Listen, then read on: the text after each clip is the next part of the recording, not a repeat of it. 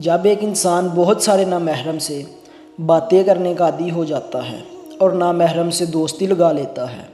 تو پھر شادی کے بعد اسے اپنا ہم سفر صرف چند دن ہی اچھا لگتا ہے۔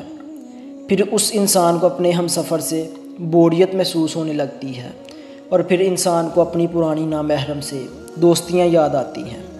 اور وہ پھر اپنے ہم سفر کو دھوکہ دے کر انہی پرانی دوستیوں میں مصروف ہو جاتا ہے۔ یہ بالکل حقیقت ہے کہ جو بھی شخص شادی سے پہلے بہت ساری دوستیاں لگا لیتا ہے تو پھر شادی کے بعد اسے صرف اپنے ہی شوہر یا اپنی ہی بیوی کے ساتھ ٹائم پاس کرنا، باتیں کرنا اچھا نہیں لگتا۔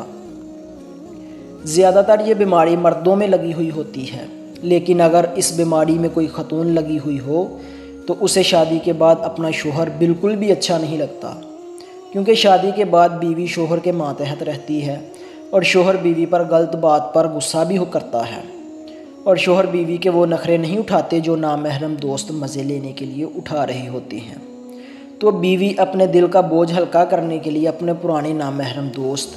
کو شوہر کی باتیں بتاتی ہے اور یہ نامحرم شخص اس خاتون سے بہت ہی زیادہ ہمدرد بن کر نرم اور اچھے مزاج کے ساتھ باتیں کرتا ہے،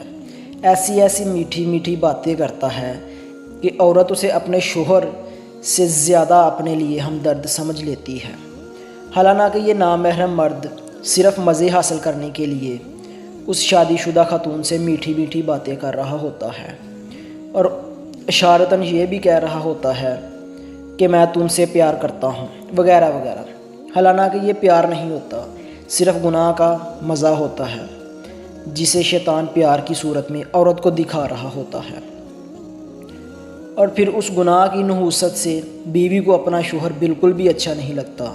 شوہر کی ہر بات بیوی کو زہر لگنے لگتی ہے اور پھر بیوی بس یہی چاہتی ہے کہ شوہر گھر سے باہر زیادہ رہا کرے تاکہ میں اپنے ہمدرد آشنار سے باتیں کر سکوں۔ شاید میری اس تحریر پر خواتین یا مرد حضرات کو مجھ سے اختلاف ہو، لیکن میں یہ بات وضاحت کر دوں کہ میری یہ باتیں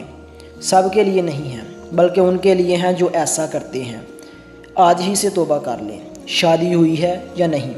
کسی بھی نامحرم سے بات نہیں کرنی۔